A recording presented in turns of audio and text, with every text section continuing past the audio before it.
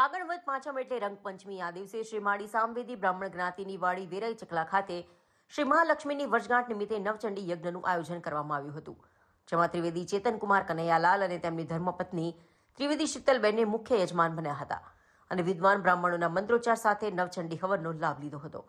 ત્યારે ધાર્મિક કાર્યમાં જ્ઞાતિના સૌ કોઈ જોડાઈ હવનના દર્શનનો લાભ લઈ ધન્યતા અનુભવી હતી. જ્ઞાતિની મહિલા મંડળ દ્વારા માતાજીના સન્મુખ આજના પવિત્ર દિવસે આનંદનો ગરબો કરી ધાર્મિક વાતાવરણ ઊભું કર્યું હતું.